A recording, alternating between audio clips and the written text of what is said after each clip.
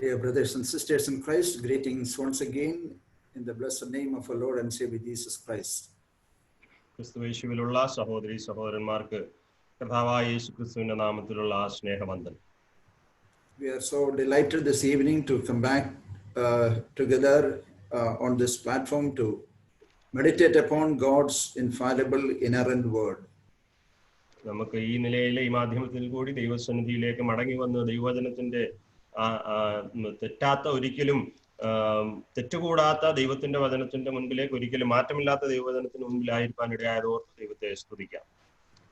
Yesterday we started with the topic, a kingdom divided against itself cannot stand. നാം ഇന്നലെ ആരംഭിച്ച വിഷയം എന്നുള്ളത് ഒരു രാജ്യം ഒരു ഛിദ്രിച്ച ഒരു രാജ്യത്തിന് ഒരിക്കലും നിലനിൽക്കുവാനായിട്ട് സാധിക്കുകയില്ല. God has a kingdom in this world. ദൈവത്തിന് ഈ ഭൂമിയിൽ ഒരു ഭരണകൂടമുണ്ട്, ഒരു രാജ്യമുണ്ട്. Now, of course, it's a spiritual kingdom, that is the church of Jesus Christ, where he rules. ഇന്ന് ഈ ലോകത്തിൽ ഉള്ളത് ആത്മീയമായ തലത്തിൽ ദൈവത്തിന്റെ ആത്മീകമായ ഒരു രാജ്യമാണ്, ദൈവത്തിന്റെ സഭയാണ്, അവിടെ ദൈവമാണ് ഭരിക്കുന്നത്. And the day is not that far when our Lord will establish his kingdom, a literal kingdom here on this earth. ഈ ഭൂമിയിൽ അക്ഷരീകമായ ഒരു ഭരണകൂടം സ്ഥാപിക്കുന്ന ദിവസം അധികം വിദൂരമല്ല. At the same time, there are kingdoms in the world which are appointed by God. എന്നാൽ അതേ സമയം തന്നെ ദൈവത്താൽ നിയമിക്കപ്പെട്ട രാഷ്ട്രങ്ങൾ, ഭരണകൂടങ്ങൾ ഈ ലോകത്തിലുണ്ട്. But none of them can be called as a theocratic kingdom. എന്നാൽ അവയൊന്നും തന്നെ ദൈവാധിപത്യമുള്ള ഭരണകൂടങ്ങളായിട്ട് പറയുവാനായിട്ട് സാധിക്കുകയില്ല. And though God is in control of every ruler, no ruler is ruling according to the will of God. ദൈവമാണ് എല്ലാ ഭരണാധികാരികളെയും നിയമിക്കുന്നതെങ്കിലും ഒരു ഭരണാധികാരിയും ദൈവത്തിന്റെ ഹിതത്തിനനുസരിച്ചാണ് ഭരിക്കുന്നതെന്ന് പറയുവാനായിട്ട് സാധിക്കുകയില്ല. God's will is revealed in the pages of the scriptures. ദൈവത്തിന്റെ ഹിതം നമുക്ക് വെളിവാക്കി കിട്ടിയിരിക്കുന്നത് തിരുവെഴുത്തിന്റെ താളുകളിലാണ്. There was a nation called Israel. Israel എന്ന് പറയുന്ന ഒരു രാഷ്ട്രമുണ്ടായിരുന്നു. And God had given the instruction concerning how their kings should reign on the earth. ഈ ഭൂമിയിൽ ആ രാഷ്ട്രത്തിന്റെ രാജാക്കന്മാർ ഏത് വിധത്തിലാണ് ഭരിക്കേണ്ടതെന്നുള്ള നിർദ്ദേശങ്ങൾ ദൈവം നൽകിയിരുന്നു. Yesterday we had seen that they were not monarchs, rather they were just rulers under the Lord. നാം ഇന്നലെ കാണുകയുണ്ടായി, അവരാരും തന്നെ ഏകാധിപതികളായിരുന്നില്ല, മറിച്ച് ദൈവത്തിന്റെ കീഴിൽ അവർ കേവലം ഭരണാധികാരികൾ മാത്രമായിരുന്നു. They are just regents, or they are just governors who are under God the Almighty. ദൈവത്തിന്റെ സർവാധികാരിയായ ദൈവത്തിന്റെ കീഴിൽ കേവലം കാര്യദർശികൾ മാത്രമായിരുന്നു അവർ എന്ന് നാം കാണുകയുണ്ടായി. So they should make it a point that the country is unitedly in tune with God the Almighty. എന്നാൽ അവർ ഉറപ്പാക്കേണ്ടിയിരുന്ന ഒരു വസ്തുത എന്നുള്ളത് ആ രാഷ്ട്രം ഒന്നാകെ ദൈവത്തിങ്കിലേക്ക് അവരുടെ ശ്രദ്ധ തിരിക്കേണ്ടത് ആവശ്യമായിരുന്നു എന്നുള്ളതായിരുന്നു. When God has given the truth in the pages of the scriptures, every individual of the kingdom should stand for the truth. ദൈവം തന്റെ വചനത്തിൽ കൂടി സത്യം വെളിപ്പെടുത്തി കൊടുത്തപ്പോൾ ആ രാഷ്ട്രത്തിലെ ഓരോ വ്യക്തികളും ആ സത്യത്തിന് വേണ്ടി നിലനിൽക്കേണ്ടത് ആവശ്യമാണ്. Any kind of departure from the truth will be a disastrous.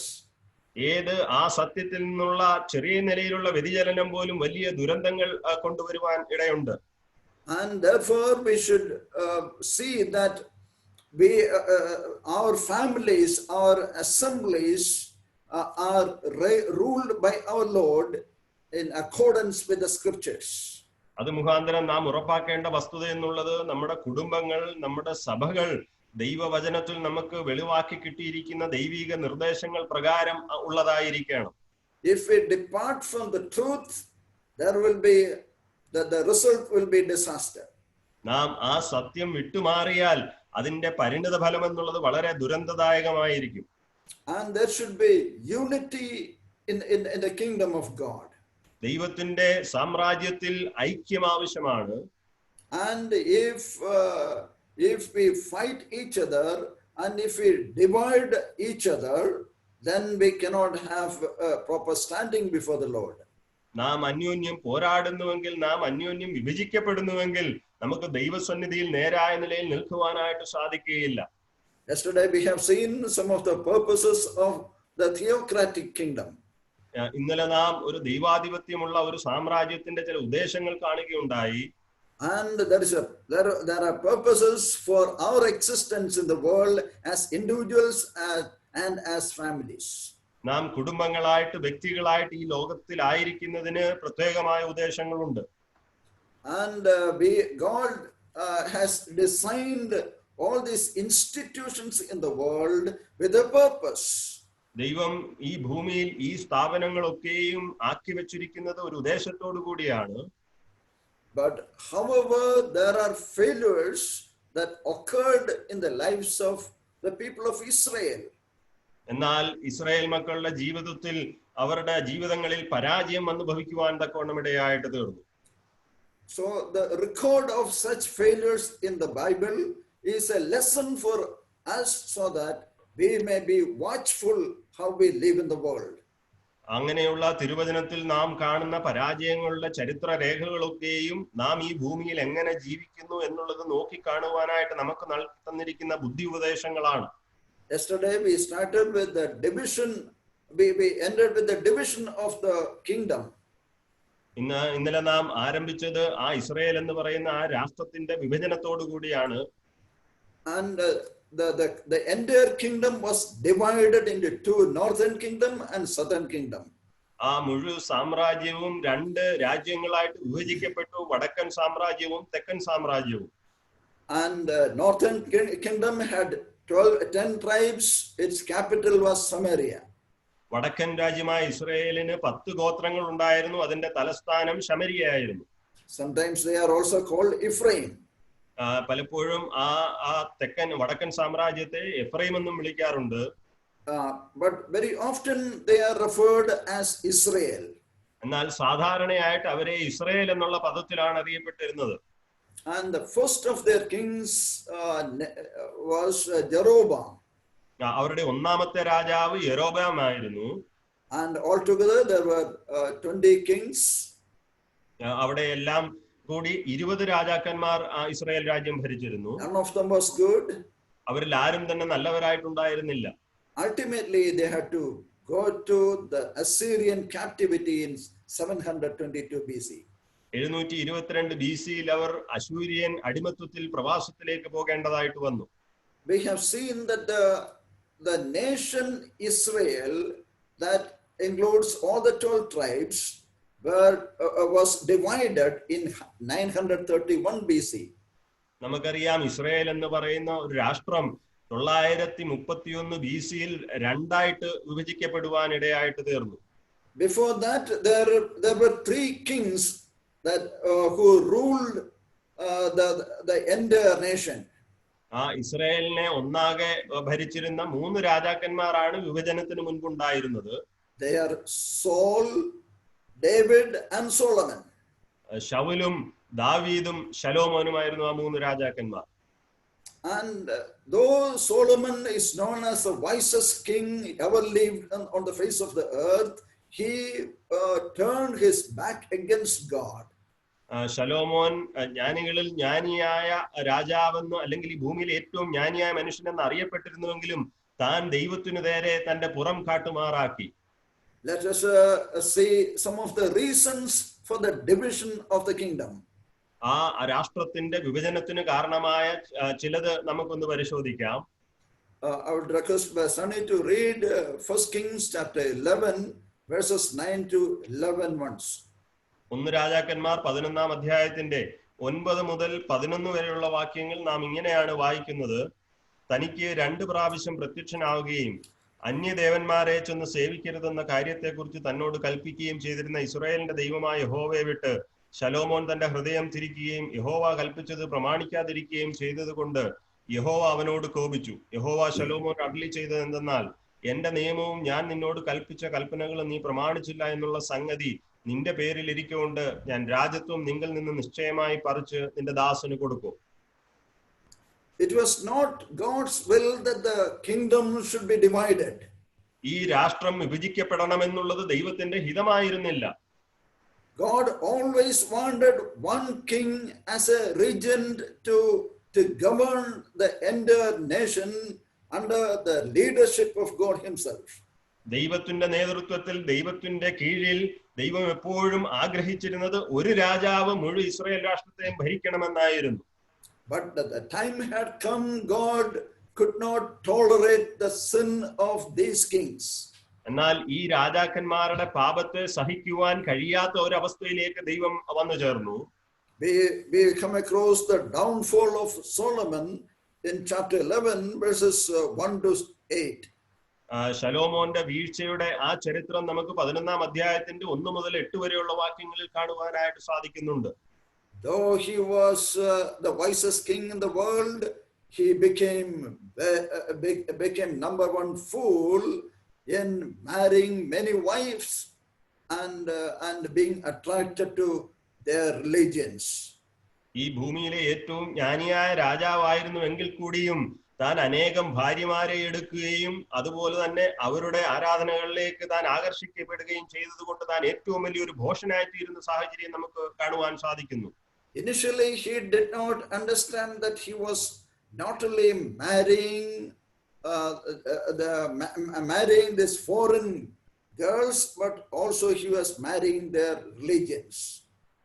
ഈ താൻ അന്യജാതിക്കാരികളായ ആ ഭാര്യമാരെ എടുക്കുമ്പോൾ തനിക്ക് പ്രാരംഭത്തിൽ മനസ്സിലാകാതിരുന്ന ഒരു കാര്യം, താൻ അന്യജാതിക്കാരായ സ്ത്രീകളെ വിവാഹം കഴിക്കുക മാത്രമല്ല അവരുടെ ദേവന്മാരെ അവരുടെ മതത്തെയും കൂടിയാണ് താൻ വിവാഹം കഴിക്കുന്നതെന്ന് തനിക്ക് മനസ്സിലായിരുന്നില്ല. Now kindly turn to chapter 11 verse 33. അതിന്റെ 11-ാം അധ്യായത്തിന്റെ 33-ാം വാക്യത്തിലേക്ക് നമുക്ക് കടന്നു വരാം. Please. അവർ എന്നെ ഉപേക്ഷിച്ച് സീദോന്യ ദേവിയായ അസ്തോരത്തിനെയും മോവാബ്യ ദേവനായ കെമോഷിനെയും അമോന്യ ദേവനായ മിൽക്കോമിനെയും നമസ്കരിക്കുകയും അവന്റെ അപ്പനായ ദാവീദ് എന്ന പോലെ എനിക്ക് പ്രസാദമായുള്ളത് ചെയ്യുവാനും എന്റെ ചട്ടങ്ങളും വിധികളും പ്രമാണിക്കുവാനും അവർ എന്റെ വഴികളിൽ നടക്കാതെ ഇരിക്കുകയും ചെയ്തതുകൊണ്ട് തന്നെ. God has sent a prophet called Ahijah here. അഹിയാവ് എന്ന് പറയുന്ന ഒരു പ്രവാചകനെ ദൈവം അവിടെ അയക്കുകയുണ്ടായി. And he uttered the judgment upon the kingdom that was going to come. ഈ രാഷ്ട്രത്തിന്റെ മേൽ വരുവാനുള്ള ന്യായവിധി താൻ അവിടെ പ്രഖ്യാപിക്കുകയുണ്ടായി. See when we consider some of the reasons for the division of the kingdom, there are mainly two reasons. One is divine, the other one is human reason. ഈ രാഷ്ട്രത്തിന്റെ വിഭജനത്തിന്റെ കാരണങ്ങൾ നാം പരിശോധിക്കുമ്പോൾ പ്രധാനമായിട്ട് രണ്ട് കാരണങ്ങളാണ്. ഒന്ന് ദൈവികമായ കാരണവും രണ്ട് മാനുഷികമായ കാരണവും. So first, the Solomon's departure from God's covenant and statutes. ഒന്നാമതായിട്ട് ദൈവത്തിന്റെ പ്രമാണങ്ങളിൽ നിന്നും ചട്ടങ്ങളിൽ നിന്നും ശലോമോൻ മാറിപ്പോകുവാനിടയായതുകൊണ്ട്. The king is responsible for the well-being of the entire nation. ഒരു രാഷ്ട്രത്തിന്റെ മുഴുവനും അവരുടെ നന്മയ്ക്ക് ഉത്തരവാദി എന്ന് പറയുന്നത് ആ രാഷ്ട്രത്തിന്റെ രാജാവാണ്. The failure of the king is a failure of the nation. ഒരു രാജാവിന്റെ പരാജയം ആ രാഷ്ട്രത്തിന്റെ പരാജയമാണ്. So the head of a family is responsible for the entire family. ഒരു കുടുംബത്തിന്റെ ആ കുടുംബനാഥനാണ് ആ മുഴു കുടുംബത്തിന്റെയും ഉത്തരവാദിത്വമുള്ളത്. The administrators of the assembly, namely elders, are responsible for the entire assembly. ഒരു സഭയുടെ മുഴുവനും ഉത്തരവാദിത്വം ആ സഭയുടെ നേതൃത്വത്തിനാണ്, മൂപ്പന്മാർക്കാണ്. So the leadership is responsible for the well-being and the upliftment of the institution which God has given to us. ഒരു സ്ഥാപനത്തിന്റെ നന്മയും ആ സ്ഥാപനത്തിന്റെ ഉയർച്ചയും ആധാരമായിരിക്കുന്നത് ആ സ്ഥാപനത്തിന്റെ നേതൃത്വമാണ്, ദൈവമാക്കി വെച്ചിരിക്കുന്ന നേതൃത്വത്തിനാണ്. What he said in verse 33, they have forsaken me. അവിടെ അഹിയാവിൽ കൂടി അഹിയാവ് അവിടെ 33-ാം വാക്യത്തിൽ പറയുന്നത് അവർ എന്നെ വിട്ടുകളഞ്ഞു. And they worshipped Ashtoreth. അവർ സീദോന്യ ദേവിയ അസ്തോരത്തിനെ അവർ ആരാധിച്ചു. And worshipped the god of Moab called Chemosh. അവർ മോവാബി ദേവനായ കെമോഷിനെ ആരാധിച്ചു. And worshipped the god of sons of Ammon called Milcom. അവർ അമ്മോന്യ ദേവനായ മിൽക്കോമിനെ നമസ്കരിച്ചു. And the scripture says that they have not walked in the way of the Lord. അവിടെ തിരുവെഴുത്ത് പറയുന്നത് അവർ യഹോവയുടെ വഴികളിൽ അവർ നടന്നില്ല. Beloved brothers and sisters, the theocratic kingdom should be ruled by God the Almighty. പ്രിയ സഹോദരി സഹോദരന്മാരെ, ഒരു ദൈവാധിപത്യമുള്ള ഒരു ഭരണകൂടം അത് നയിക്കപ്പെടേണ്ടത് ദൈവത്തിന്റെ പ്രമാണങ്ങൾക്കനുസരിച്ചാണ്. It's not according to the human ideas that we can maintain such institutions. ഇങ്ങനെയുള്ള സ്ഥാപനങ്ങളെ ഒരിക്കലും മാനുഷികമായ ജ്ഞാനം കൊണ്ട് മാനുഷികമായ ആശയങ്ങൾ കൊണ്ട് നമുക്ക് നയിക്കുവാനായിട്ട് സാധിക്കുകയില്ല. So the basic problem, the basic reason for the division of the kingdom of Israel was a departure from the truth by the king of Israel known as Solomon.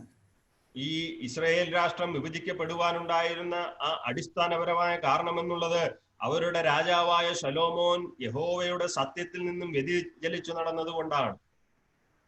But what happened soon after the time of Solomon was over, then his son Rehoboam was coronated. അവിടെ അതിനുശേഷം എന്താണ് സംഭവിച്ചത്? ശലോമോന്റെ കാലശേഷം അദ്ദേഹത്തിന്റെ മകനായ രഹബയാമിനെ അവർ വാഴിക്കുവാനിടയായിട്ട് തീർന്നു. Soon after the coronation of Rehoboam, the kingdom was divided in 931 BC. രഹബയാമിനെ രാജാവായിട്ട് വാഴിച്ചതിന് ശേഷം വളരെ പെട്ടെന്ന് 931 BC-യിൽ ആ രാഷ്ട്രം വിഭജിക്കപ്പെടുവാൻ തക്കവണ്ണം ഇടയായിട്ട് തീർന്നു. And on one side Judah and Benjamin. ഒരു വശത്ത് യഹൂദയും ബെന്യാമീൻ ഗോത്രവും. That is called the southern kingdom. അതിനെ തെക്കൻ രാജ്യം എന്നാണ് അറിയപ്പെടുന്നത്. But all other 10 tribes were on the northern side. എന്നാൽ ബാക്കിയുള്ള 10 ഗോത്രങ്ങളും അത് വടക്കൻ ഭാഗത്തായിരുന്നു. But however many individuals who had heart for the Lord and for the statutes of the Mosaic law, they had fled to Judah and they became part of the southern kingdom. എന്നാൽ യഹോവയോട് ഹൃദയപരമായ ബന്ധവും പുലർത്തിയിരുന്നവരും യഹോവയുടെ വചനങ്ങളും പ്രമാണങ്ങളും പാലിക്കുവാൻ ആഗ്രഹിച്ച താല്പര്യം ഉണ്ടായിരുന്നവർ അവർ ആ വടക്കൻ സാമ്രാജ്യത്തിൽ നിന്ന് ഓടി അവർ യഹൂദയിലേക്ക് വന്ന് ആ സാമ്രാജ്യത്തിന്റെ ഭാഗമായി തീർന്നു. About them we read in 2 Chronicles chapter 11 verses 14 to 16. നാം അവരെ കുറിച്ച് 2 ദിനവൃത്താന്ത പുസ്തകം 11-ാം അധ്യായത്തിന്റെ 11 മുതൽ 14 മുതൽ 16 വരെയുള്ള വാക്യങ്ങളിൽ നാം വായിക്കുന്നുണ്ട്. Okay, now let's come to the human reasons why the kingdom was divided. ഈ രാഷ്ട്രം എന്തുകൊണ്ട് വിഭജിക്കപ്പെട്ടു എന്നുള്ളതിന്റെ ആ മാനുഷികമായ കാരണത്തിലേക്ക് നമുക്ക് കടന്നു വരാം.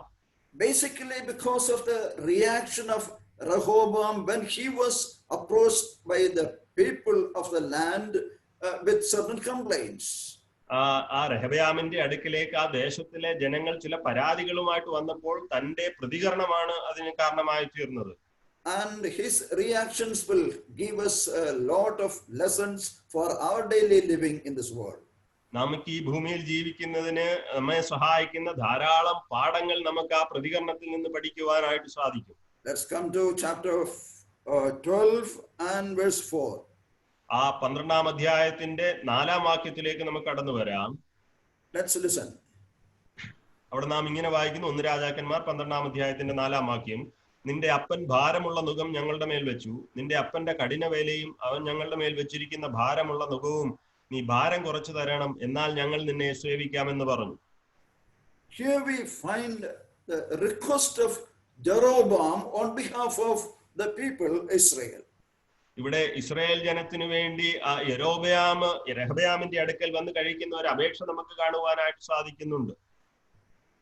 But what we read in the following verses is quite discouraging. എന്നാൽ അതിന്റെ താഴേക്കുള്ള വാക്യങ്ങൾ വായിക്കുമ്പോൾ അത് നമ്മെ വളരെ നിരാശമാക്കുന്ന വാക്കുകളാണ് കാണുവാൻ സാധിക്കുന്നത്. Rehoboam was the king and Jeroboam was just a citizen in the land. റഹബയാം ആ രാജ്യത്തെ രാജാവായിരുന്നു, എന്നാൽ യെരോബയാം ആ ദേശത്തെ ഒരു പൗരൻ മാത്രമായിരുന്നു. And the people had elected now Jeroboam to go and speak to Rehoboam. ഇവിടെ ഇതാ ആ റഹബയാമിന്റെ അടുക്കിലേക്ക് പോയി സംസാരിക്കുവാൻ വേണ്ടി ആ ദേശത്തെ ജനങ്ങൾ യെരോബാമിനെ നിയമിച്ച് അവന്റെ അടുക്കിലേക്ക് അയക്കുകയാണ്. But he along with the crowd, the people were quite discouraged. എന്നാൽ താൻ അവിടെ വന്ന് സംസാരിച്ചതിന് ശേഷം ആ ജനത്തോടൊപ്പം താനും നിരാശരായി തീരുന്ന ഒരു അനുഭവം നമുക്ക് കാണുവാൻ സാധിക്കും. Now let us focus on the response of the king Rehoboam. രാജാവായ റഹബയാമിന്റെ ആ പ്രതികരണത്തിലേക്ക് നമ്മുടെ ശ്രദ്ധയെ തിരിക്കാം. First, when Jeroboam approached, Rehoboam said, "Okay, you come after 3 days." പ്രാരംഭമായിട്ട് താൻ പറഞ്ഞത്, ശരി, നിങ്ങൾ പോയിട്ട് 3 ദിവസം കഴിഞ്ഞ് മടങ്ങി വരിക, and then I will speak to you. അതിനുശേഷം ഞാൻ നിങ്ങളോട് സംസാരിക്കാം. In between, Rehoboam had some consultation with the wise men of the land. അതിന്റെ മധ്യത്തിൽ റഹബയാം തന്റെ രാജ്യത്തെ ജ്ഞാനികളായ ചിലരുമായിട്ട് ഈ കാര്യം ആലോചിച്ചു. He was not very much happy with the council, the council of the older generation. ആ കാലത്ത് അവൻ ആലോചന പറഞ്ഞു കൊടുത്ത ആ വൃദ്ധരായ ആ ആൾക്കാരുടെ ആലോചനയോട് തനിക്ക് വലിയ സന്തോഷമുണ്ടായില്ല. Then he had consulted with his own friends who were being brought up along with him in the palace. എന്നാൽ അതിനുശേഷം താൻ തന്നോടുകൂടെ തന്റെ കൊട്ടാരത്തിൽ ജനിച്ചു വളർന്ന തന്റെ സുഹൃത്തുക്കളോട് ഈ കാര്യം ആലോചിക്കുവാനിടയായി. And they had a different opinion. അവർക്കെന്നാൽ മറ്റൊരു അഭിപ്രായമാണ് അതിന്മേലുണ്ടായിരുന്നത്. After the 3 days, when Jeroboam came again, now look at the response of the king. 3 ദിവസത്തിനു ശേഷം യെരോബയാം പിന്നെയും മടങ്ങി വരുമ്പോൾ ഈ രാജാവിന്റെ പ്രതികരണം നാം ഒന്ന് ശ്രദ്ധിച്ചു നോക്കുക. Now look at verse 13. And the king answered the people harshly. അവിടെ 13-ാം വാക്യത്തിൽ നാം ഇങ്ങനെയാണ് വായിക്കുന്നത്, എന്നാൽ രാജാവ് ജനത്തോട് കഠിനമായി ഉത്തരം പറഞ്ഞു. Because he was the king, Rehoboam was the king, and he thought that he could speak in any manner that he would like. കാരണം റഹബയാം വിചാരിച്ചു, താൻ ഈ ജനങ്ങളുടെ രാജാവാണ്, അതുകൊണ്ട് എനിക്ക് ഇഷ്ടമുള്ളതുപോലെ ഈ ജനത്തോട് എനിക്ക് സംസാരിക്കുവാൻ കഴിയും. Beloved brothers and sisters, when a leader speaks, he should be extremely careful how he speaks to people. പ്രിയമുള്ളവരെ, ഒരു നേതാവ് തന്റെ ജനത്തോട് സംസാരിക്കുമ്പോൾ വളരെയധികം കരുതലോടെ വേണം സംസാരിക്കുവാൻ. If you are a parent in the home, when you speak to your children, see that you do not provoke them to anger. നിങ്ങൾ നിങ്ങളുടെ ഭവനത്തിൽ നിങ്ങളുടെ കുഞ്ഞുങ്ങളോട് സംസാരിക്കുമ്പോൾ മാതാപിതാക്കൾ എന്നുള്ള നിലയിൽ അവരെ കോപിപ്പിക്കുവാനിടയായിട്ട് തീരരുത്. So do not speak to them harshly. അവരോട് കഠിനമായിട്ട് സംസാരിക്കരുത്. Either you can build up a person or destroy that person. നിങ്ങൾക്ക് ഒരു വ്യക്തിയെ പണിയുവാനോ അല്ലെങ്കിൽ ആ വ്യക്തിയെ നശിപ്പിക്കുവാനോ സാധിക്കും. So sometimes our words can break our relationship with the people. പലപ്പോഴും നമ്മുടെ വാക്കുകൾ മറ്റുള്ളവരുമായിട്ടുള്ള ബന്ധത്തെ തന്നെ തകർക്കുവാനിടയായിട്ട് തീരും. Now Rehoboam spoke very harshly with the people. ഇവിടെ ഇതാ റഹബയാം ആ ജനത്തോട് കഠിനമായിട്ട് സംസാരിച്ചു. And secondly, he forsook the advice of the elders. രണ്ടാമതായിട്ട് താൻ അവിടെ തന്റെ ആ വൃദ്ധരായ ആ വ്യക്തികളുടെ ആലോചനയെ അവൻ ത്യജിച്ചു കളഞ്ഞു.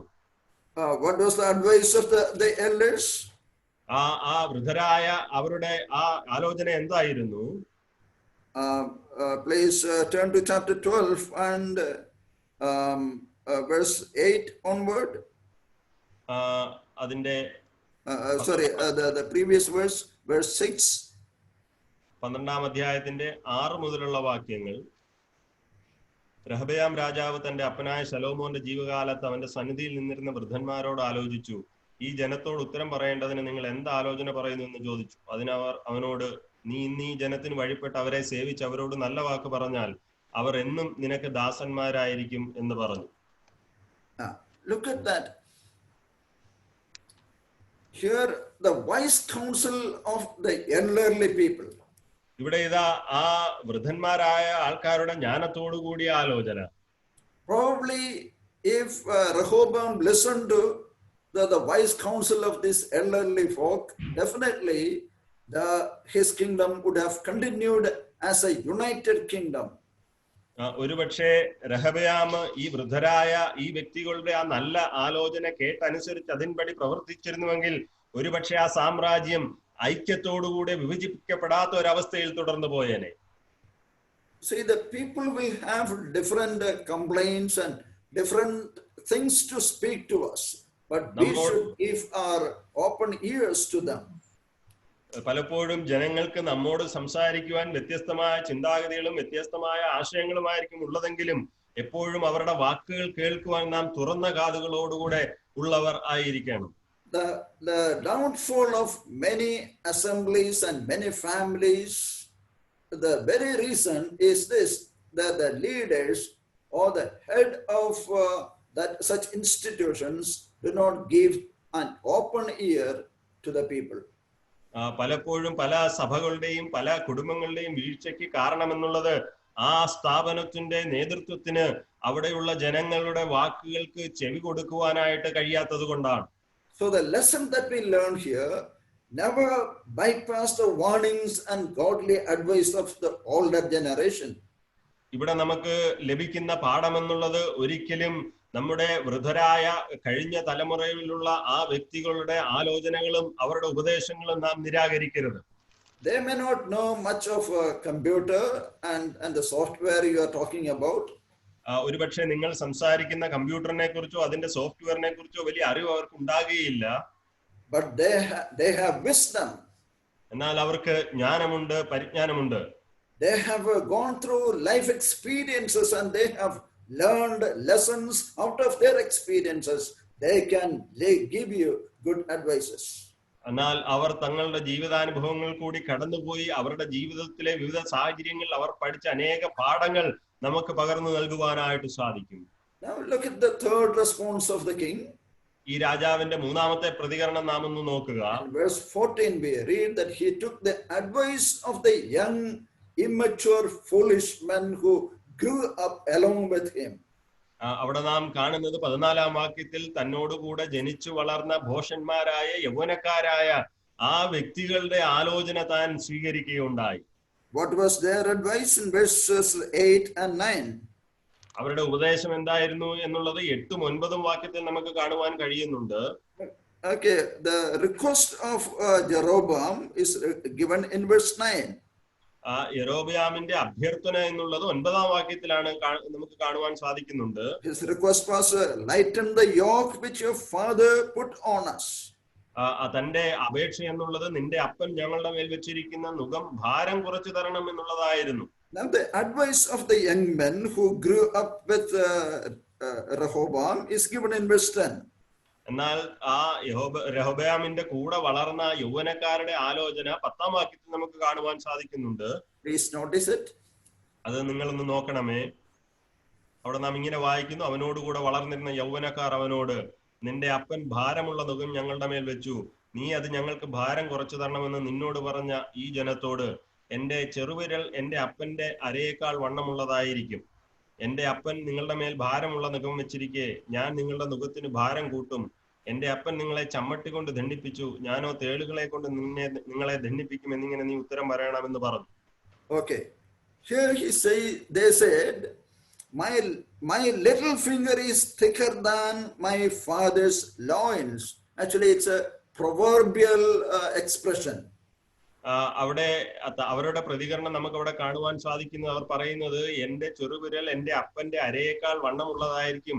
ആ നിലയിലുള്ള ഒരു പഴമൊഴിയോടുകൂടെയാണ് അവർ ആലോചന പറഞ്ഞു കൊടുക്കുന്നത്. It means my power will be greater than my father's power. അതിന്റെ അർത്ഥം എന്നുള്ളത് എന്റെ ശക്തി എന്നുള്ളത് എന്റെ പിതാവിന്റെ ശക്തിയേക്കാൾ വളരെയധികം വലുതായിരിക്കും എന്നുള്ളതാണ്. It was a provocative statement that the Rehoboam was going to make. ഇവിടെ ഇതായി രഹബയാം പറയുവാൻ പോകുന്ന ഈ പ്രസ്താവന എന്നുള്ളത് മറ്റുള്ളവരെ പ്രകോപിപ്പിക്കുന്ന ഒരു പ്രസ്താവനയായിട്ടിരിക്കുന്നു. So this is a kind of advice the young people gave to the king. ഈ രാജാവിന് യൗവനക്കാരായവർ കൊടുത്ത ആ ഒരു ആലോചന ഇതായിരുന്നു. When you and I seek some advice, whom do we go?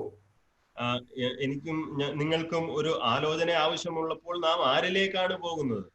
Usually what we do, we go to the people of the same age. പലപ്പോഴും നാം ചെയ്യാറുള്ളത് നമ്മുടെ സമപ്രായക്കാരായവരുടെ അടുക്കലേക്കാണ് നാം പോകുന്നത്. Hardly we go to the older generation. നമ്മേക്കാൾ പ്രായമുള്ള വാർദ്ധക്യത്തിലുള്ള പ്രായമായവരുടെ അടുക്കിലേക്ക് നാം പലപ്പോഴും പോകാറില്ല.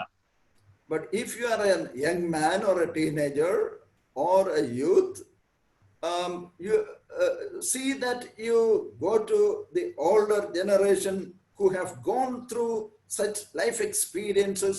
They will be able to give you good advice. നിങ്ങൾ ഒരുപക്ഷെ ഒരു യൗവനക്കാരനോ കൗമാരക്കാരനോ ആകുന്നുവെങ്കിൽ നിങ്ങൾക്ക് ഒരു ഉപദേശം ആവശ്യമെങ്കിൽ തങ്ങളുടെ ജീവിതത്തിൽ കൂടി അനേക ജീവിത പാഠങ്ങൾ പഠിച്ച ജീവിത സാഹചര്യം കൂടി കടന്നുപോയ ഒരു പഴയ തലമുറയിലുള്ള ഒരു പ്രായമുള്ള ഒരു വ്യക്തിയുടെ അടുക്കിലേക്ക് പോവുക. Psalm 1 we read, walk not in the counsel of the ungodly. നാം 1-ാം സങ്കീർത്തനത്തിൽ വായിക്കുന്നത് ദുഷ്ടന്മാരുടെ ആലോചന പ്രകാരം നടക്കരുത്. We need a godly counseling and godly counselors who know the scriptures well. നമുക്ക് ദൈവികമായ ആലോചനകൾ പറഞ്ഞു തരുന്നവരെ ആവശ്യമാണ്, ദൈവികമായ ആലോചനകൾ ആവശ്യമാണ്, ദൈവവചനം നന്നായി അറിയുന്നവരുടെ അടുക്കൽ പോകേണ്ടത് ആവശ്യമാണ്. Brothers and sisters, our counseling should be always based on the scriptures. It should not be unscriptural. പ്രിയമുള്ളവരെ, നമ്മൾ ആലോചന കേൾക്കേണ്ടത് എപ്പോഴും തിരുവെഴുത്തുകൾ പ്രകാരമായിരിക്കണം. ഒരിക്കലും തിരുവെഴുത്തിന് പുറത്തുള്ള ഒരു നിലയിലുള്ള ആലോചനകൾ നാം കേൾക്കുവാൻ പാടുള്ളതല്ല. If you are a parent, you need to counsel your children. നിങ്ങൾ ഒരു മാതാപിതാക്കളായിരിക്കുന്നുവെങ്കിൽ നിങ്ങളുടെ കുഞ്ഞുങ്ങൾക്ക് ആലോചന പറഞ്ഞു കൊടുക്കേണ്ടത് ആവശ്യമാണ്. You should know what the scripture tells about certain issues, and accordingly you should counsel your children. ചില പ്രത്യേക വിഷയങ്ങളെ പറ്റി തിരുവചനം എന്തു പറയുന്നു എന്ന് നിങ്ങൾ അറിഞ്ഞിട്ട് അതിൻ പ്രകാരം വേണം നിങ്ങളുടെ കുഞ്ഞുങ്ങൾക്ക് ആ വിഷയത്തിന്മേൽ ആലോചന പറഞ്ഞു കൊടുക്കുവാൻ. Therefore, godly counseling is indispensable for any person in the world.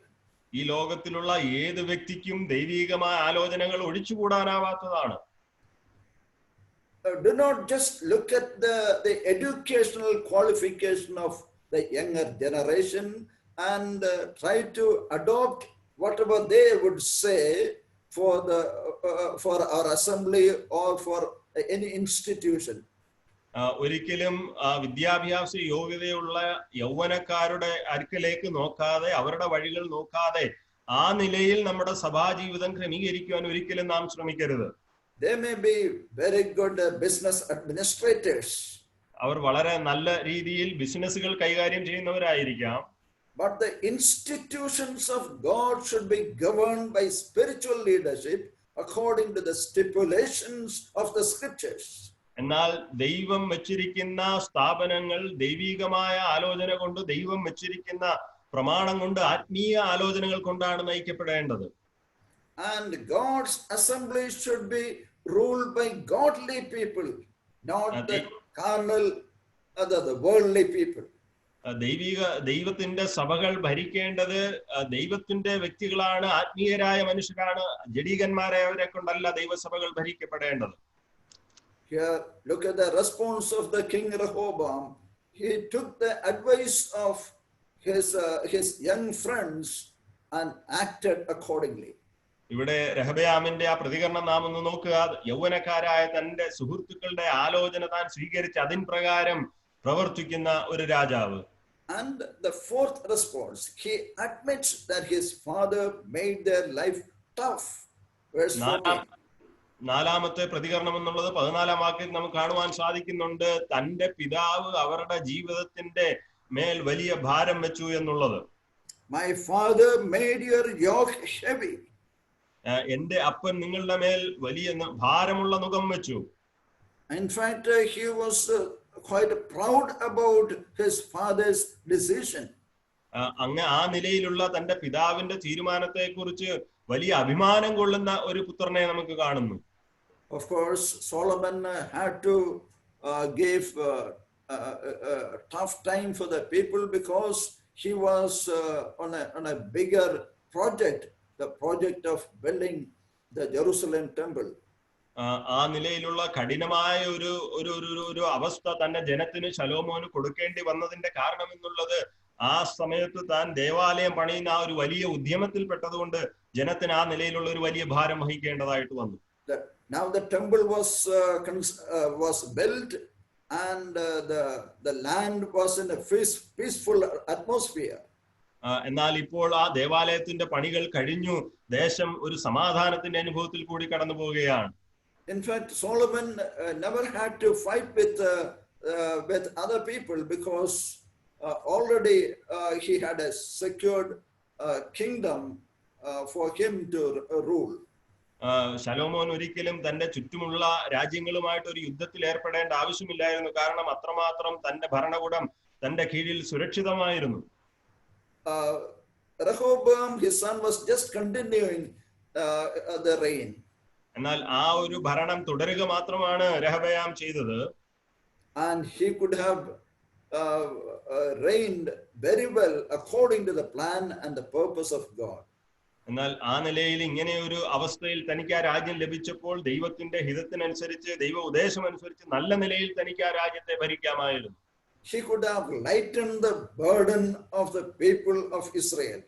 Israel മക്കളുടെ മേൽ ഉണ്ടായിരുന്ന ആ ഭാരം കുറയ്ക്കുവാൻ തനിക്ക് കഴിയുമായിരുന്നു. And though he admitted that his father made their life tough, and he did not try to lighten the burden of the people. തന്റെ പിതാവ് ആ ജനത്തിന്റെ മേൽ വലിയ ഭാരം വെച്ചു എന്നുള്ളത് താൻ അംഗീകരിക്കുമ്പോൾ തന്നെ ആ ഭാരം കുറയ്ക്കുവാൻ താനൊന്നും തന്നെ ചെയ്യുന്നില്ല. Quality of an able leader is to learn from his own experiences and from others' mistakes also. ഒരു നല്ല നേതാവിന്റെ ഗുണമെന്നുള്ളത് തന്റെ അനുഭവത്തിൽ നിന്ന് പഠിക്കുകയും മറ്റുള്ളവരുടെ തെറ്റുകൾ കണ്ട് അതിൽ നിന്ന് ഗുണപാഠങ്ങൾ ഉൾക്കൊള്ളുകയും ചെയ്യുക എന്നുള്ളതാണ്. Rehoboam failed to do that. റഹബയാം ആ നിലയിൽ കാര്യങ്ങൾ ചെയ്യുവാൻ പരാജയപ്പെട്ടു. And the fifth response, he was giving a warning for the people in verse 14. I will add to your yoke. അവിടെ അഞ്ചാമതായിട്ട് നമുക്ക് കാണുവാൻ കഴിയുന്നത് താൻ ആ ജനത്തിന് ഒരു മുന്നറിയിപ്പ് കൊടുക്കുകയാണ്. ഞാൻ നിങ്ങളുടെ നുകത്തോട് ഭാരം കൂട്ടുമെന്നാണ് താൻ പറയുന്നത്.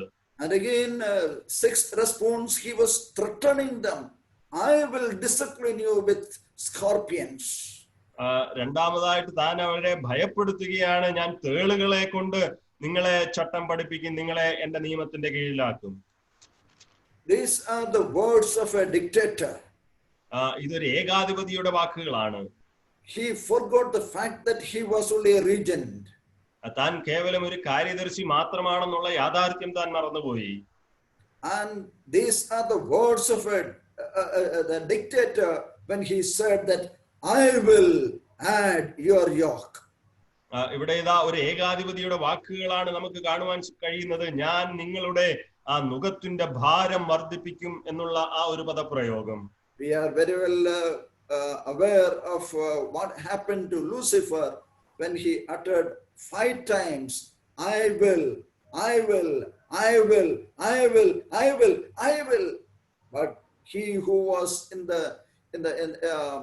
he was in the topmost position, he among even the angelic host, he fell down from his position.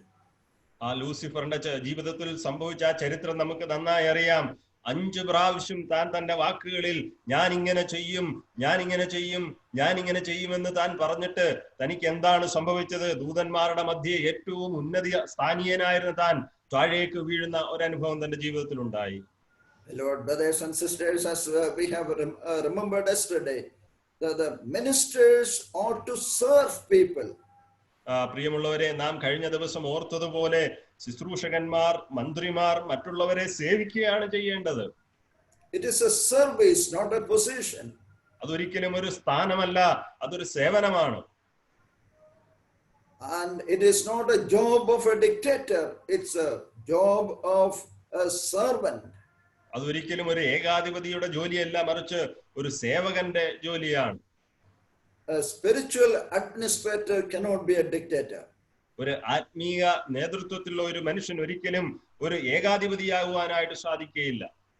I know personally about an assembly which was divided because of the dictator nature of an elder. എനിക്ക് വ്യക്തിപരമായിട്ട് അറിയാവുന്ന ഒരു സഭയാണ് അത്. ആ സഭയിലെ ഒരു മൂപ്പന്റെ സ്വേച്ഛാധിപത്യമായ നിലപാടുകൾ കൊണ്ട് ആ സഭ രണ്ടായി തീരുവാനിടയായിട്ട് തീർന്നു. So it can happen even not only in our assemblies, but it can also happen in our homes. ഇത് സഭകളിൽ മാത്രമല്ല ഇങ്ങനെ സംഭവിക്കുവാൻ സാധ്യതയുള്ളത്, കുടുംബങ്ങളിലും ഇങ്ങനെ സംഭവിക്കുവാൻ സാധ്യതയുണ്ട്. Remember that the egoism is a root cause of many downfalls. ആ സ്വയപ്രശംസ, സ്വയാഹങ്കാരമാണ് അനേക വീഴ്ചകളുടെയും മൂലമായ കാരണം.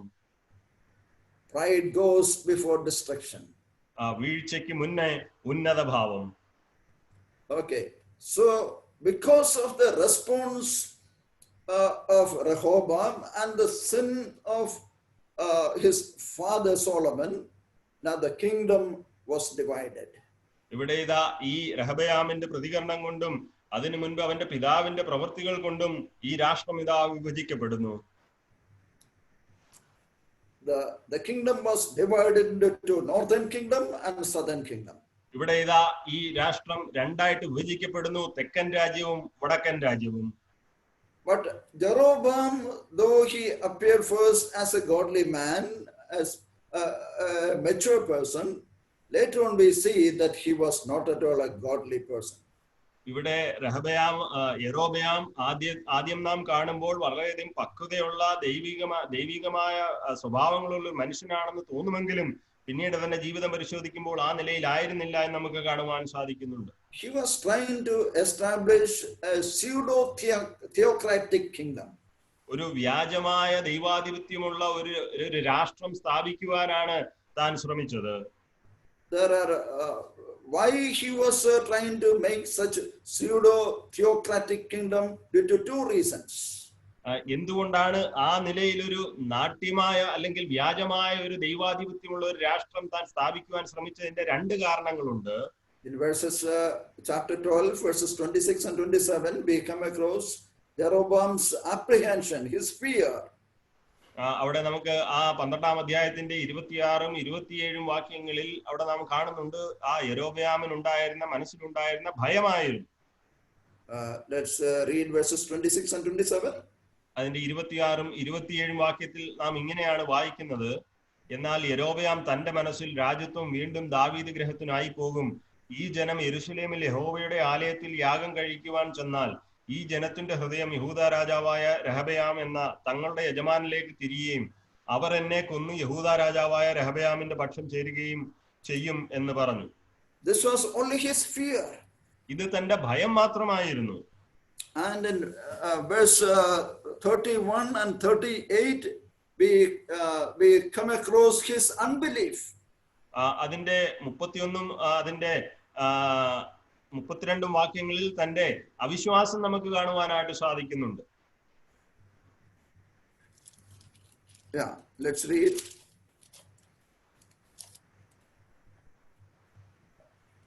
അതിന്റെ 31 I'm sorry, that's in chapter 11 verse 31 and 38.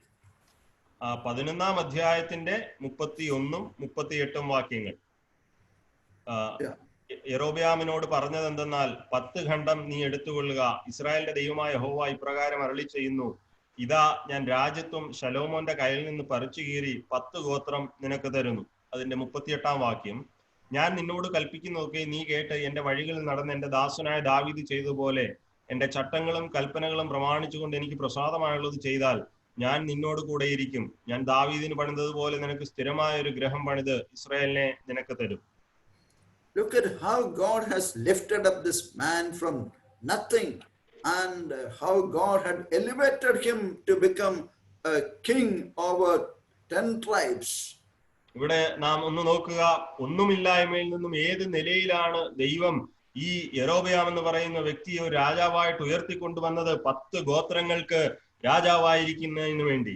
God had already promised to him in verse 38 of chapter 11 that he would establish his kingdom if Jeroboam would stand for the truth and reign according to God's will. ഇവിടെ 38-ാം വാക്യത്തിൽ നാം കാണുന്നുണ്ട്, ദൈവം അവനോട് വാഗ്ദത്തം ചെയ്യുകയാണ്, ഞാൻ നിന്നോട് കൽപ്പിക്കുന്ന പോലെയൊക്കെയും നീ കേട്ട് എന്റെ വഴികളിൽ നടന്നാൽ ഞാൻ നിന്റെ രാജ്യത്വത്തെ സ്ഥിരമാക്കും എന്ന് ദൈവം അവന് വാഗ്ദത്തം കൊടുക്കുകയാണ്. But later history tells us that he was not true to the Lord.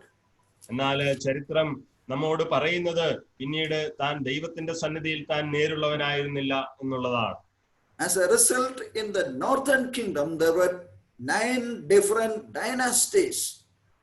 അത് മുഖാന്തരം ആ വടക്കൻ രാജ്യത്തിൽ 9 വ്യത്യസ്തമായ ഭരണ തലങ്ങൾ ഉണ്ടായി എന്ന് നമുക്ക് കാണുവാനായിട്ട് സാധിക്കുന്നുണ്ട്. And his Jeroboam's family members could not come to the throne. യെരോബയാമിന്റെ കുടുംബത്തിൽ ആർക്കും തന്നെ പിന്നീട് ആ സിംഹാസനത്തിലേക്ക് വരുവാനായിട്ട് സാധിച്ചില്ല. And the simple reason is that he did not follow the Lord. അതിന്റെ ഏറ്റവും മൂലമായ കാരണം ഇതാണ്, താൻ യഹോവയെ പിൻഗമിച്ചില്ല. Now let's focus on some of the evil schemes that he had made. യെരോബയാം തന്റെ ജീവിതത്തിൽ ചെയ്ത ചില ദുഷ്ട പ്രവർത്തികൾ നമുക്കൊന്ന് പരിശോധിക്കാം. I need to go a little faster. In verse 28 we read about pseudo gods. He made 2 golden calves and said that these are the ones who have brought us from the bondage. അവിടെ നമുക്ക് 28-ാം വാക്യം 12-ാം അധ്യായത്തിന്റെ 28-ാം വാക്യം നമുക്ക് കാണുവാനായിട്ട് സാധിക്കുന്നത്, താൻ വ്യാജ ദേവന്മാരെ ഉണ്ടാക്കിയിട്ട് 2 കാളക്കുട്ടികളെ പൊന്നുകൊണ്ടുണ്ടാക്കി നിങ്ങളുടെ ദൈവം ഇതാണെന്ന് ജനത്തോട് പറയുന്ന ഒരു രാജാവ്. We read in Exodus chapter 32 when Moses was there up on the hill and receiving the 10 commandments from the Lord down the valley, and the people under the leadership of Aaron was making a golden calf and they were worshipping the calf. നാം പുറപ്പാട് പുസ്തകം 32-ാം അധ്യായത്തിൽ നാം കാണുന്നത്, മോശെ ആ പർവ്വതത്തിന്റെ മുകളിൽ യഹോവയെങ്കിൽ നിന്ന് ആ 10 കൽപ്പനകൾ സ്വീകരിച്ചു കൊണ്ടിരിക്കുമ്പോൾ അവിടെ താഴ്വരയിൽ അഹരോന്റെ നേതൃത്വത്തിൽ ഇസ്രായേൽ ജനം പൊന്നുകൊണ്ടൊരു കാളക്കുട്ടി ഉണ്ടാക്കി അതിനെ ആരാധിക്കുകയായിരുന്നു. Exodus chapter 32 verse 4 we read, and he said that here is the God who has brought us from the Egyptian bondage. 32-ാം അധ്യായത്തിന്റെ പുറപ്പാട് 32-ന്റെ 4-ാം വാക്യത്തിൽ അഹരോൻ ജനത്തോട് പറയുന്നു, ഇസ്രായേലേ, ഇത് നിന്നെ ഇസ്രായേൽ ദേശത്ത് നിന്ന് കൊണ്ടുവന്ന നിന്റെ ദൈവമാകുന്നു എന്ന് പറഞ്ഞു. After many years now Jeroboam also was saying exactly the same. ഇവിടെ ഇത് അനേക വർഷങ്ങൾക്ക് ശേഷം യെരോബയാമും അത് തന്നെയാണ് ഇവിടെ പറയുന്നത്. Then he also established a pseudo worship centers. അവിടെ ഒരു വ്യാജമായ ആരാധനാ ഇടങ്ങളും താൻ അവിടെ സ്ഥാപിക്കുന്നതായിട്ട് നമുക്ക് കാണുവാൻ സാധിക്കുന്നു. Instead of Jerusalem being the center of worship in the Old Testament economy, now Jeroboam had made another 2 more places, Bethel and Dan, as worship places. പഴയ നിയമ വ്യവസ്ഥ അനുസരിച്ച് ദൈവജനം ദൈവത്തെ ആരാധിക്കുവാനുള്ള ഇടം യെരുശലേമായിരിക്കെ യെരോബയാം ഇവിടെ 2 സ്ഥലങ്ങൾ കൂടി ആ നിലയിൽ നിർമ്മിക്കുന്നു, ബഥേലും ദാനും എന്ന് നമുക്ക് കാണുവാൻ സാധിക്കുന്നു. And the people of Israel had a very special attachment to these 2 places. ഈ 2 ഇടങ്ങളോടും ഇസ്രായേലിലെ ജനങ്ങൾക്ക് വളരെയധികം ഒരു താല്പര്യം, വളരെയധികം ഇഷ്ടമുള്ള ഇടങ്ങളായി തീർന്നു. Because their father Jacob had an encounter with God at a place called Luz, which later on the place name was changed to Bethel. അതിന്റെ ഒന്നാമത്തെ കാരണം എന്നുള്ള അവരുടെ പിതാവായ യാക്കോബിന് ദൈവവുമായിട്ട് ഒരു കൂടിക്കാഴ്ച ഉണ്ടായത് ലൂസ് എന്ന പിൽക്കാലത്ത് അറിയപ്പെട്ടിരുന്ന ആ ബഥേൽ എന്ന് പറയുന്ന സ്ഥലത്ത് വെച്ചായിരുന്നു. Look at Jeroboam. He placed one of his gods in Bethel and the other one at Dan. ഇവിടെ ഇതാ യെരോബയാമിനെ നോക്കുക, താൻ നിർമ്മിച്ച ആ 2 കാളക്കുട്ടികളിൽ ഒന്നിനെ താൻ ബഥേലിലും മറ്റൊന്നിനെ ദാനിലും പ്രതിഷ്ഠിക്കുന്നു. Why in Bethel? എന്തുകൊണ്ടാണ് ബഥേലിൽ? Because Bethel was on the road to Jerusalem, so that no person would need to go to Jerusalem to worship God.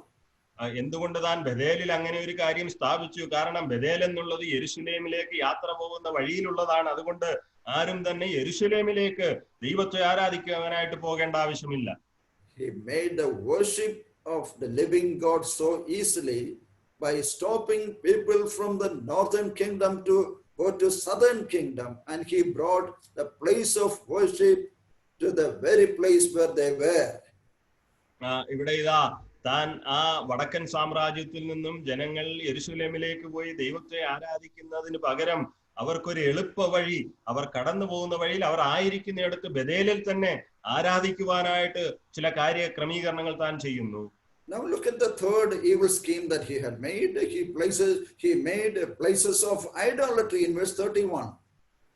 താൻ ചെയ്ത മറ്റു ദുഷ്ട ലാക്കുകൾ നാം ഒന്ന് നോക്കുക. 31-ാം വാക്യത്തിൽ നാം കാണുന്നുണ്ട്, താൻ അനേക പൂജാഗിരി ക്ഷേത്രങ്ങൾ ഉണ്ടാക്കി എന്ന് നമുക്ക് കാണുവാൻ സാധിക്കുന്നു. And he made houses on high places. താൻ ഗിരികളിന്മേല് പൂജാഗിരികൾ അല്ലെങ്കിൽ പർവ്വതത്തിന്മേൽ ഉന്നതങ്ങളിന്മേൽ താൻ പൂജാഗിരികളെ ഉണ്ടാക്കി വെക്കുന്നു. This is what exactly Solomon also had done. In chapter 11 verse 7 we read about it. ശലോമോൻ ചെയ്ത അതേ കാര്യം തന്നെയാണ് താനും ചെയ്തത്. നാം 11-ാം അധ്യായത്തിന്റെ 7-ാം വാക്യത്തിൽ നാം അതിൽ കാണുന്നുണ്ട്. Where we read that Solomon built a high place for Chemosh, the detestable idol of Moab, on the mountain which is east of Jerusalem, and for Molech, the detestable idol of the sons of Ammon. അവിടെ നാം വായിക്കുന്നത്, അന്ന് ശലോമോൻ യെരുശലേമിനെതിരെയുള്ള മലയിൽ മോവാബ്യരുടെ മ്ലേച്ഛ വിഗ്രഹമായ കെമോശിനും അമോന്യരുടെ മ്ലേച്ഛ വിഗ്രഹമായ മൊലേക്കിനും ഓരോ പൂജാഗിരി പണിതു. That caused the downfall of the division of the entire nation Israel. അത് ആ Israel എന്ന് പറയുന്ന ആ രാഷ്ട്രത്തിന്റെ വിഭജനത്തിന് കാരണഹേതുവായി തീർന്നു. Jeroboam did not learn the lesson from the previous king. തനിക്ക് മുൻപേ ഉണ്ടായ രാജാവിൽ നിന്നും പാഠം പഠിക്കുവാനായിട്ട് യെരോബെയാമിന് സാധിച്ചില്ല. And number 4, there was an infiltration of the priesthood with the non-Levites. അവിടെ ലേവ്യരല്ലാത്ത പുരോഹിതന്മാർ നുഴഞ്ഞു കയറുവാൻ, പൗരോഹിത്യത്തിലേക്ക് നുഴഞ്ഞു കയറുവാൻ ഇടയായിട്ട് തീർന്നു. And Jeroboam, he started appointing the non-Levites to be the priests to minister. അവിടെ ഇതാ ആ ജനത്തെ ശുശ്രൂഷിക്കുവാനായിട്ട് ലേവ്യരല്ലാത്തവരെ പുരോഹിതന്മാരായിട്ട് യെരോബെയാം നിയമിക്കുന്നു. He was challenging God and his statutes. ദൈവത്തെയും ദൈവത്തിന്റെ പ്രമാണത്തെയും വെല്ലുവിളിക്കുകയാണ് താൻ ചെയ്തത്. We see the sad story of Korah, Dathan and Abiram, and along with them hundreds of people who revolted against Moses and Aaron. നമുക്കറിയാം, നാം തിരുവചനത്തിൽ കാണുന്ന ദാദാൻ അബീരാം എന്നിവരുടെ ആ ദുരന്തപൂർണമായ ചരിത്രം നമുക്കറിയാം. അവരോടൊപ്പം നൂറുകണക്കിന് പേർ മോശയോടും ദൈവത്തിന്റെ നേതൃത്വത്തോടും മത്സരിച്ചതിന്റെ ചരിത്രവും നമുക്കറിയാം. As a result, in Numbers chapter 16 we read that they were devoured by the earth. അതിന്റെ ഫലമായിട്ട് നാം സംഖ്യാപുസ്തകം 16-ാം അധ്യായത്തിൽ ഭൂമി വായു പിളർന്നവരെ വിഴുങ്ങിക്കളഞ്ഞതായിട്ട് നാം കാണുന്നു. But God had permitted such an evil thing to happen in Jerusalem by Jeroboam, but this could not continue for long. ദൈവം ഇങ്ങനെ ഒരു കാര്യം ആ ഇസ്രായേലിൽ സംഭവിക്കുവാൻ, യെരോബെയാമിൽ കൂടി സംഭവിക്കുവാൻ ദൈവം അനുവദിച്ചുവെങ്കിലും ഇത് അധികകാലം തുടർന്നു പോവുകയില്ല. In verses 32 and 33 we find he had instituted a feast. അവിടെ നമുക്ക് 32-ഉം 33-ഉം വാക്യങ്ങളിൽ താൻ ഒരു ഉത്സവം നിയമിച്ചതായിട്ട് നാം കാണുന്നുണ്ട്. And he also had changed the date of that particular feast. Probably it was the feast of tabernacles. ഒരുപക്ഷെ താൻ ആ ഉത്സവത്തിന്റെ തീയതി പോലും ദിവസം പോലും മാറ്റിക്കളഞ്ഞു. ഒരുപക്ഷെ അത് കൂടാര പെരുന്നാളായി ഉള്ള ദിവസമായിരിക്കാം. And almost 1 month later he started celebrating it. ഏകദേശം 1 മാസം കഴിഞ്ഞ് താൻ അത് ആചരിക്കുവാനായിട്ട് ആരംഭിച്ചു. Further we read about he was offering sacrifices to the calves. പിന്നീട് നാം കാണുന്നുണ്ട് താൻ ആ കാളക്കുട്ടികൾക്ക് മുൻപാകെ യാഗം കഴിക്കുന്നതായിട്ട്. In the next chapter we find the judgment that fell upon the nation. അടുത്ത അധ്യായത്തിൽ ആ രാഷ്ട്രത്തിന്റെ മേൽ വന്നു ഭവിച്ച ന്യായവിധി നമുക്ക് കാണുവാൻ സാധിക്കുന്നു. And then a man of God from Judah came to Bethel and he uttered these words. അതിനുശേഷം യഹൂദയിൽ നിന്നും ഒരു ദൈവപുരുഷൻ ബഥേലിലേക്ക് കടന്നു വന്ന് ഈ വാക്കുകൾ പറയുകയാണ്. Jeroboam was still standing by the altar to burn incense. അവിടെ ആ യെരോബെയാം ധൂപം കാട്ടുവാൻ പീഠത്തിനരികെ നിൽക്കുകയായിരുന്നു. Now look at verse 2. രണ്ടാം വാക്യത്തിലേക്ക് നോക്കുക. Yeah. അവൻ യഹോവയുടെ കൽപ്പനയാൽ യാഗപീഠത്തോട്, യാഗപീഠമേ യാഗപീഠമേ, യഹോവ ഇപ്രകാരം അരുളി ചെയ്യുന്നു, ദാവീദ് ഗൃഹത്തിന് യോശിയാവ് എന്നു പേരുള്ള ഒരു മകൻ ജനിക്കും. അവൻ നിന്റെ മേൽ ധൂപം കാട്ടുന്ന പൂജാഗിരി പുരോഹിതന്മാരെ നിന്റെ മേൽ വെച്ച് അറുക്കുകയും മനുഷ്യാസ്തികളെ നിന്റെ മേൽ ചുട്ടുകളയുകയും ചെയ്യുമെന്ന് വിളിച്ചു പറഞ്ഞു. Yeah, this was a prophecy the man of God had made. ഈ ദൈവപുരുഷൻ പറഞ്ഞിരുന്ന പ്രവചനം ഇതായിരുന്നു. A prophecy about Josiah which was fulfilled 300 years later. ഏകദേശം 300 വർഷത്തിനു ശേഷം നടന്ന യോശിയാവിനെ കുറിച്ചുള്ള ഒരു പ്രവചനം. All the prophecies in the Bible are the miracles from God. ഈ തിരുവചനത്തിലുള്ള പ്രവചനങ്ങളൊക്കെയും ദൈവത്തിങ്കൽ നിന്നുള്ള അത്ഭുതങ്ങളാണ്. Josiah's name was mentioned here. യോശിയാവിന്റെ പേര് ഇവിടെ പ്രതിപാദിച്ചിട്ടുണ്ട്. But we find its fulfillment in 2 Kings chapter 23 verses 15 to 20. എന്നാൽ അതിന്റെ നിവർത്തീകരണം നാം കാണുന്നത് 2 രാജാക്കന്മാർ 23-ാം അധ്യായത്തിന്റെ 15 മുതൽ 20 വരെയുള്ള വാക്യങ്ങളിലാണ്. What was the surety that such a prophecy would be fulfilled? അങ്ങനെ ഒരു പ്രവചനം നിവർത്തീകരിക്കുമെന്നുള്ളതിന്റെ ഉറപ്പ് എന്തായിരുന്നു? And a sign was given in verses 3 and 5. അതിനൊരു അടയാളമാണ് നമുക്ക് 3ഉം 5ഉം വാക്യങ്ങളിൽ ദൈവം കൊടുത്തതായിട്ട് കാണുവാൻ സാധിക്കുന്നുണ്ട്. We read that Jeroboam was extremely unhappy with the man of God, and he stretched forth his hand to attack him. ഇവിടെ ഈ ദൈവപുരുഷനോട് യെരോബെയാം വളരെയധികം കോപിഷ്ഠനായിട്ട് അവനെ പിടിക്കുവാനായിട്ട് താൻ കൈനീട്ടുന്നതായിട്ട് കാണുന്നു. Verse 4 we read, but his hand which he stretched out against him dried up. എന്നാൽ നാം 4-ാം വാക്യത്തിൽ വായിക്കുന്നുണ്ട്, അവന്റെ നേരെ നീട്ടിയ കൈ വരണ്ടുപോയി എന്ന് നാം കാണുന്നു. And he could not draw it back to himself. അവന് തന്നിലേക്ക് ആ കൈ തിരികെ മടക്കുവാനായിട്ട് കഴിവില്ലാതെയായി. He may be a king, but when he was stretching his hand against a man of God, an anointed of God, what happened? The judgment was immediate. താൻ ഒരു രാജാവായിരിക്കാം, പക്ഷേ താൻ ഒരു ദൈവപുരുഷന് നേരെ, ദൈവത്തിന്റെ ഒരു അഭിഷക്തന് നേരെ കരം നീട്ടിയപ്പോൾ എന്താണ് സംഭവിച്ചത്, ദൈവത്തിൽ എന്താണ് ലഭിച്ചതെന്ന് നമുക്ക് കാണുവാൻ സാധിക്കുന്നുണ്ട്. So we find all kinds of the evil schemes Jeroboam had made. യെരോബെയാം ചെയ്ത എല്ലാ ദുഷ്ടലാക്കോടുകൂടി ചെയ്ത എല്ലാ പ്രവൃത്തികളും നാം അവിടെ കണ്ടു കഴിഞ്ഞു. When we come to 2 Kings chapter 17, 2 രാജാക്കന്മാരുടെ പുസ്തകം 17-ാം അധ്യായത്തിലേക്ക് നാം കടന്നു വരുമ്പോൾ they will come across the captivity of the northern kingdom to Assyria. ആ വടക്കൻ രാജ്യം അശൂരിന് കീഴിൽ അടിമകളായി പോകുന്നതിന്റെ ചരിത്രം നമുക്ക് കാണുവാനായിട്ട് സാധിക്കുന്നുണ്ട്. And after just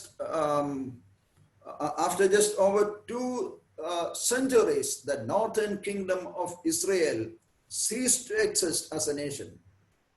അതിന്റെ സ്ഥാപനത്തിന് ശേഷം കേവലം 2 നൂറ്റാണ്ടിന് ശേഷം ആ ഇസ്രായേല് ഒരു രാജ്യം എന്നുള്ള നിലയിൽ അതിന്റെ നിലനിൽപ്പ് അവസാനിക്കുക, അതിന്റെ അസ്തിത്വം അവസാനിക്കുകയും ചെയ്തു.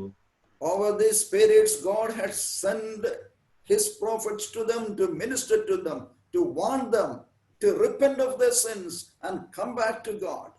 ഈ കാലഘട്ടങ്ങളിലൊക്കെയും ദൈവം തന്റെ പ്രവാചകന്മാരെ അവരുടെ അടുക്കിലേക്ക് അയച്ച് അവർക്ക് മുന്നറിയിപ്പ് കൊടുക്കുകയും അവരുടെ പാപങ്ങളെ വിട്ട് മനം തിരിയുവാൻ, പശ്ചാത്തപിക്കുവാനായിട്ട് അവർക്ക് സന്ദേശങ്ങൾ കൊടുക്കുകയും ചെയ്തിരുന്നു. The great prophets like Elijah and Elisha ministered to them.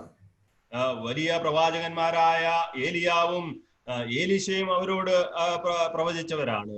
The writing prophets like Hosea, Jonah and Amos also ministered to them. യോനായും ആമോസും അവരോട് പ്രവചനത്തിൽ കൂടി അവരെ ശുശ്രൂഷിച്ചവരായിരുന്നു.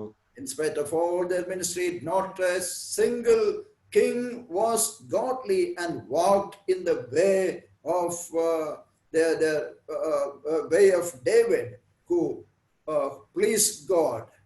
എന്നാൽ ഇവരുടെയൊക്കെയും ശുശ്രൂഷകൾ ഉണ്ടായിരുന്നിട്ട് കൂടി അവരിൽ ഒരു രാജാവ് പോലും അവരുടെ ജീവിതത്തിൽ അവരുടെ വഴികൾ വിട്ടുതിരിയുവാനും അവരുടെ പിതാവായ ദാവീദ് നടന്നതുപോലെ യഹോവയ്ക്ക് പ്രസാദകരമായുള്ള വഴിയിൽ നടക്കുകയോ ചെയ്യുവാനിടയായി തീർന്നില്ല.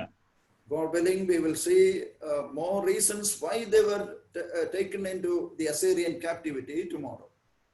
നാളെ ദൈവം അനുവദിക്കുന്ന പക്ഷം അവർ എന്തുകൊണ്ട് അശൂരിന്റെ അടിമകളായി പോയി എന്നുള്ളതിന്റെ കാരണങ്ങൾ കൂടി നമുക്ക് പരിശോധിക്കാം. And we will also some of the results of their Assyrian captivity. അശൂര്യൻ അടിമത്തത്തിൽ അശൂര്യൻ പ്രവാസത്തിന് ശേഷമുണ്ടായ ചില അനന്തരഫലങ്ങൾ കൂടി നമുക്ക് പരിശോധിക്കാം. Beloved brothers and sisters, we cannot have a duplicate spiritual life in the world. പ്രിയ സഹോദരി സഹോദരന്മാരെ, നമുക്കൊരിക്കലും ഒരു കപടമായ ഒരു ആത്മീയ ജീവിതം ഈ ലോകത്തിൽ നയിക്കുവാനായിട്ട് സാധിക്കുകയില്ല. Well, Jeroboam was making a duplicate a pseudo theocratic kingdom in his life. യെരോബയാം തന്റെ ജീവിത കാലഘട്ടത്തിൽ ഒരു വ്യാജമായ ദൈവാധിപത്യമുള്ള ഒരു രാഷ്ട്രം താൻ സ്ഥാപിക്കുവാൻ ശ്രമിക്കുകയായിരുന്നു. Showing spirituality but not in a godly way. ആത്മീയത പുറമേ കാണിക്കുന്നു, എന്നാൽ ദൈവം ആഗ്രഹിക്കത്തക്ക നിലയിലുള്ള ആത്മീയതയായിരുന്നില്ല. Let it be a great warning for all of us. അത് നമുക്കെല്ലാവർക്കും ഒരു വലിയ മുന്നറിയിപ്പായിട്ടിരിക്കട്ടെ. May God bless us with this study. ഈ ഒരു പഠനത്തോടുകൂടി ദൈവം നമ്മെ അനുഗ്രഹിക്കുമാറാകട്ടെ.